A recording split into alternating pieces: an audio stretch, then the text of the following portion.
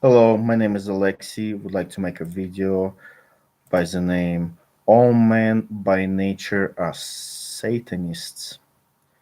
And let's read a couple of verses and talk about. First, we start with Ephesians chapter 2, verse 1 to 3. And you were dead in your offenses and sins, in which you previously walked according to the course of this world, according to the prince of the power of the air, of the spirit that is now working in the sons of disobedience.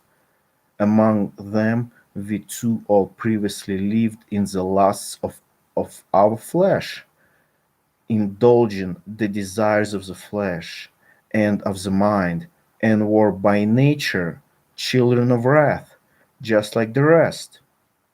And I want to point out that all of us was walking according to the prince of the power of the air.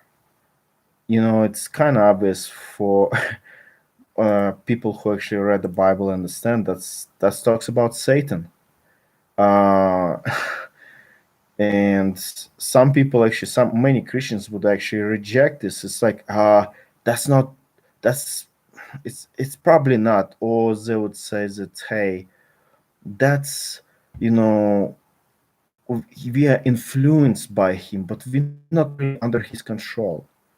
But in reality, that you are under Satan's control, which God gave Satan the power of it. And by nature, you are a child of wrath. He who doesn't believe is condemned already. The sentence is signed since the day of conception of each child, unless God, in His love, predestinated him unto adoption as son through Christ Jesus through faith in Him. But another verse we'd like to talk about found in First John chapter 5 verse 19. We know that we are of God, and that the whole world lies in the power of the evil one. Imagine, the whole world lies in the power of evil one. The whole world of unbelievers uh, lies in the power of Satan. And some people say, well, it's once again, Satan just influences unbelievers. No, they lay under the power of Satan, fully, fully under control of Satan, yet God uh, restrains Satan from doing certain things to the unbelievers. Sometimes God gives them over to, let's just say, murder. Did you know that some, even small, I would say children, kids, make kill their newborn brother or sister because of jealousy? Yeah, look it up. Plenty of those cases. Then we have in First John chapter 2 verse 15 through 19, it says this: do not love the world nor the things in the world. If anyone loves the world, the love of the Father is not in him. For all that is in the world, the lust of the flesh, and the lust of the eyes, and the boastful pride of life, is not from the Father, but is from the world. Lust of the flesh, that's, we could classify as sexual immorality, um, just covetousness, different types of things, which described in deeds of the flesh, like in Galatians chapter 5. Then we have lust of the eyes. We desire things again, desire. Um, just even think of this: the baby desires a toy that parents cannot afford or will not buy to him because he already have bunch of toys. Imagine in Walmart you going in and baby just screams, ah, ah, he wants that toy. He wants that toy. Um, it's just from day one, we want something that does not belong to us. We covet. We are greedy. Imagine the child. If this child has a toy that he likes, he will not share it willfully. This child needs to be taught to share. Um, and boastful pride of life. We all want to be, you know, look great, um, whatever car we drive, whatever house we live, whatever, prestigious job do we work, whatever. We all, or even a child. It's funny. I work as a taxi driver right now, and drive this a kid, and he's like, "Look at my shoes. They're only $60." I'm like, "Okay." Uh, and he still goes on a kindergarten. It's like every kid wants to show off something that the other kids do not have. It's just bottom line. That's why we all Satanists by nature. Also, it's interesting, comparatively speaking, that uh, no one, no unbeliever willfully would say, I I love Christians. I want to help them. Um, I want to spread the true gospel around the world. Well, the interesting part is that most of the so-called Christians are false Christians in the first place, and many Christians either moralizing unbelievers, or just doing humanism, humanitarian work, but they forget the true gospel to preach to the lost. Um, Interesting thing, in book of James, chapter 3, verse 14 through 17, it says this: but if you have bitter jealousy and selfish ambition in your heart, notice selfish ambition in your heart, do not be arrogant and so lie against the truth. The wisdom that is not that which comes down from above, but is earthly, natural, demonic. Notice how he describes earthly, natural, demonic. We're children of wrath by nature. We have uh, wisdom, but this wisdom is about being selfish. How to, I mean, we're all selfish. We know how to, you know, get better job or get ahead, whatever, either in sports, either in job, in something. Um, we all think for ourselves. Channel, and I know some preachers would actually twist the Bible, like for example, Proverbs, trying to twist it to make it sound like it's about, how to gain wealth, just godliness, the means of gain. That what how some false preachers would preach book of Proverbs. They would, hey, if you obey book of Proverbs, you will become rich, financially, and independent. It's just twisting the Bible. Notice it talks about verse 15, James 3, verse 15. This wisdom is not which comes down from above, but is earthly, natural, demonic. For where jealousy and selfish ambition exist, there is disorder and every evil thing. But the wisdom from above is first pure, then peace loving, gentle, reasonable, full of mercy and good fruits, impartial, free of hypocrisy. Um, let's just be honest that By nature, we never think um, about being impartial. We always like to be favored or like to be favored by somebody else or give favors to somebody else, uh, even in church. Um, Reasonable, like in a sense of what? Uh, man-made wisdom? No, wisdom of God, and we should judge by by the Bible. And interesting thing is that in Book of James talks about the rich and the poor within the body of Christ, and seems like the rich showed partiality to the poor, um, so which not should not be done so. So next verse, Matthew chapter 16, verse 23.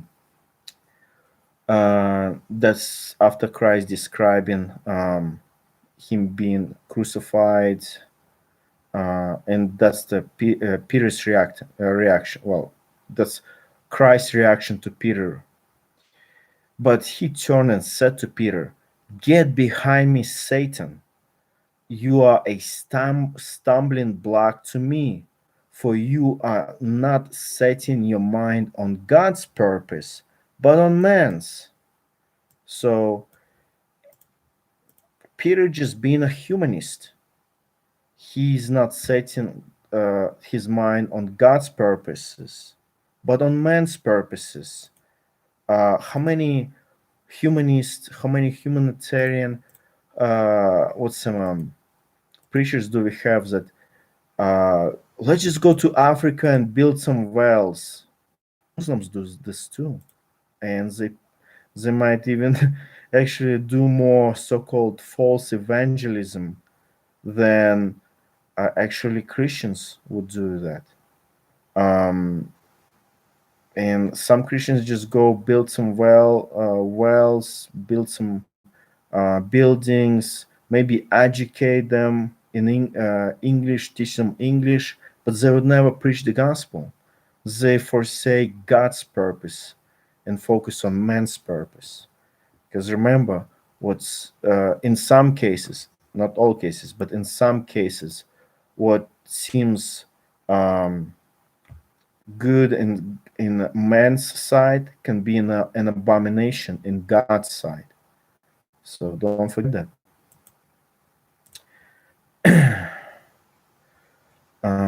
Next, John 8, verse 43 to 45. Devil's children can send Jesus. Okay. John 8, 43 to 45. Why do you not understand what I am saying? It is because you cannot listen to my word. You are of your father the devil, and you want to do the desire of your father. He was a murderer from the beginning and does not stand in the truth because there is no truth in him. Whenever he tells a lie, he speaks from his own nature because he is a liar and the father of lies. Uh, but because I say the truth, you do not believe me. Notice that once again, Satan's nature is being a liar. And interesting things that why people, unbelievers or even Christians, I should say, professing Christians, cannot understand Jesus's words is because they have the devil. He even explains them that you cannot understand my word because you're of your father, the devil. Next, Romans chapter 3, verse 1 through 4. It says this. Then what advantage does the Jew have? Or what is the benefit of circumcision? Great in every respect. First, that they were entitled with the actual words of God. What then? If some did not believe, their unbelief will not nullify the faithfulness of God, will it? Far from it. Rather, God must prove to be true, though every person be found a liar, as it is written, so that they are justified in your words and prevailed when you are judged. So, once again, every person to be found a liar. Interesting things that this, I remember a guy, a kid, I think he was 4 years old, who supposedly went to heaven, Burpo family. This kid lies about heaven.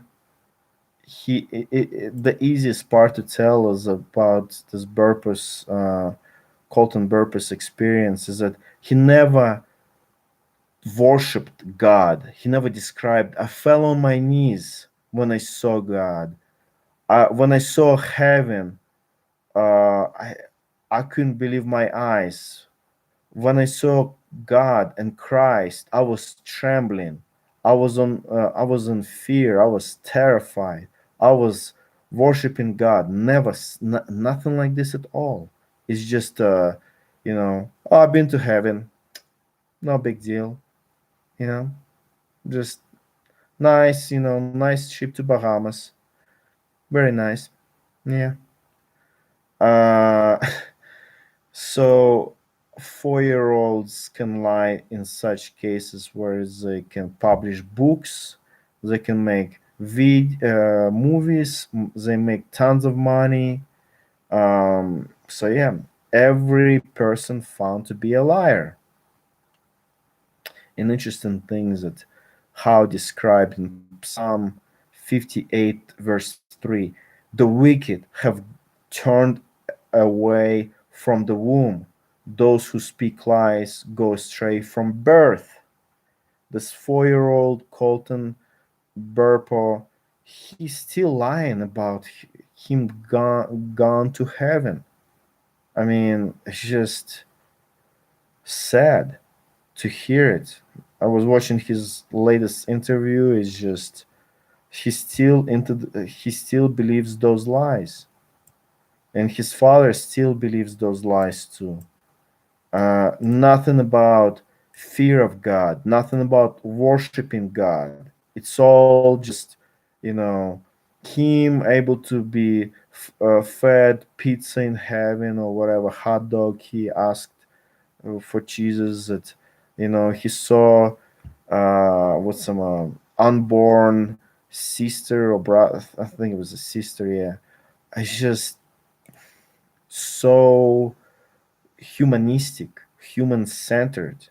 N- Nothing about glory of God, nothing about fear of God. It was just, and many people never read the Bible. Never, many people just buy this thing as it's actually happened.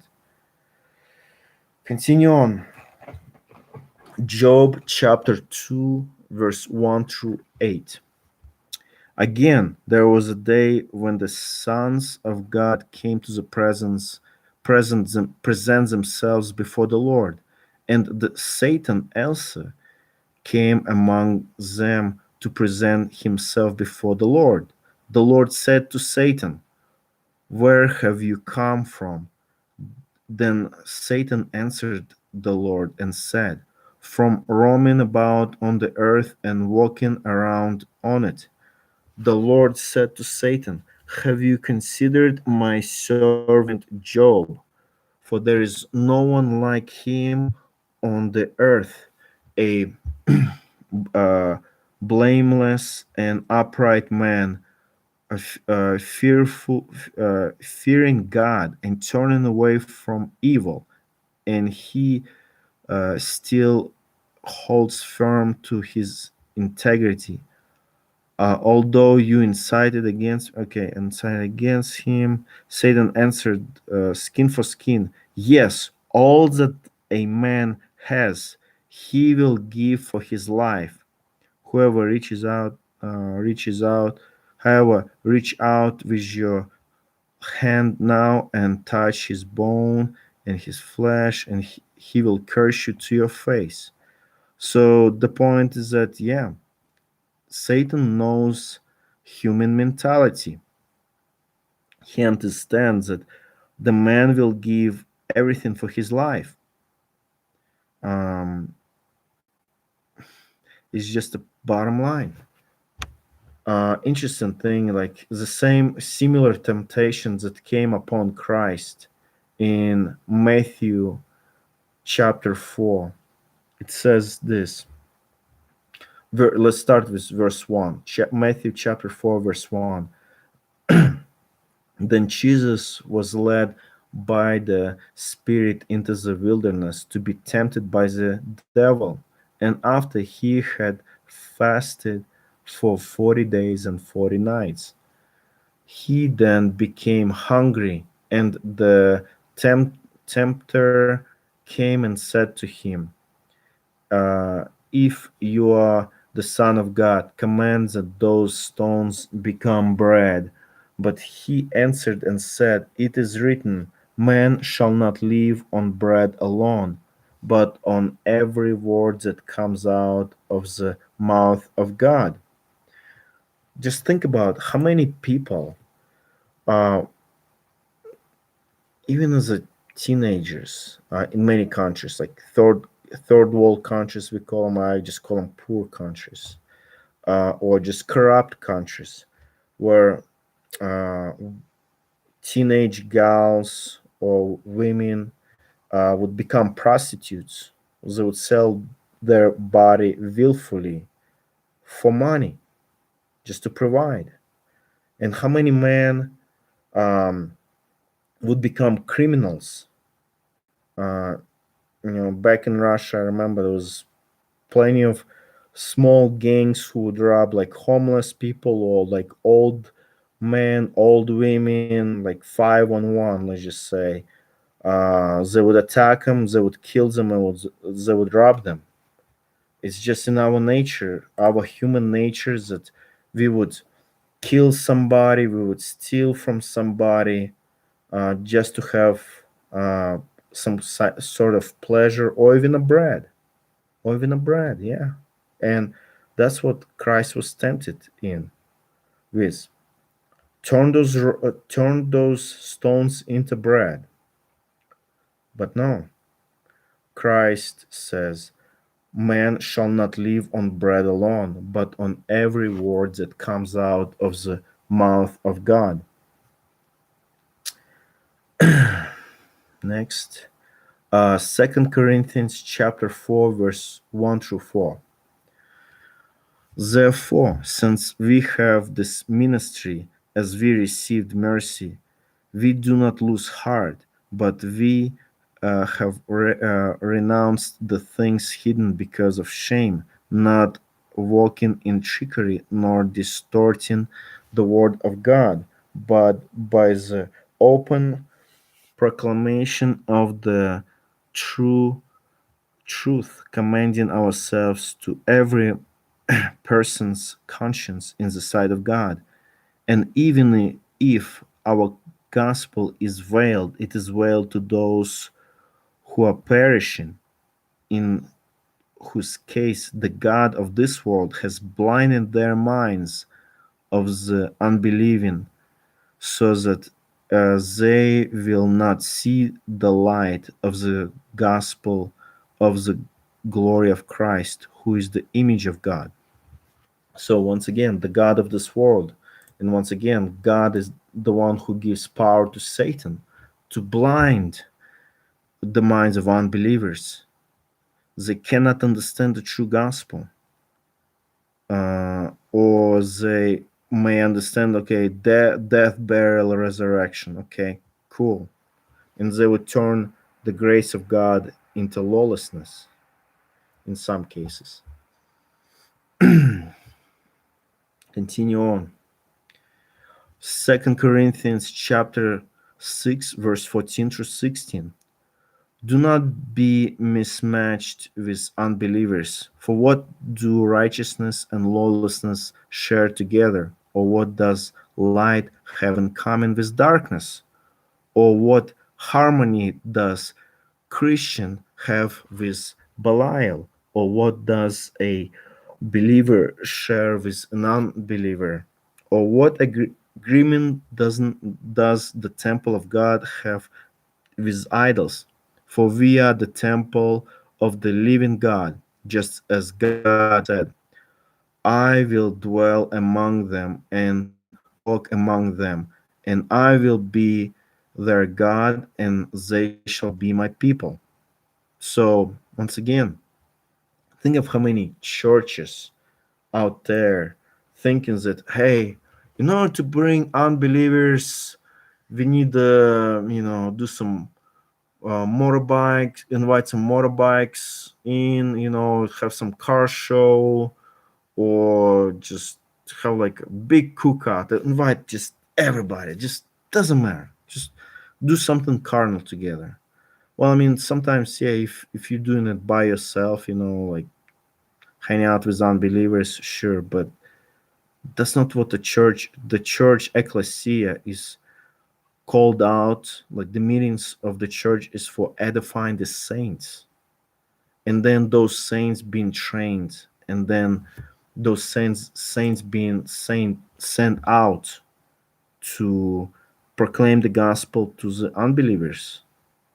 But in many cases it just becomes just like some churches become literally like a place of entertainment for moral people who doesn't like cussing or cursing. So it's like a moralistic people can go there. But that's what's going on today in Christianity in the United States. 2 Corinthians chapter 11 verse 10 through 15. As the truth of Christ is in me, this boasting of mine will not be stopped in the regions of Achaia. Why? Because I do not love you? God knows that I do. But what I'm doing, I will also continue to do, so that I may eliminate the opportunity from those who want an opportunity to be regarded just as we are in the matter which about which they are boasting. For such men are false apostles, deceitful workers, disguising themselves as apostles of Christ. No wonder, for even Satan disguising themselves as an angel of light. Therefore, as it is not surprising if his servants also disguising themselves as servants of righteousness, whose end will be according to their deeds.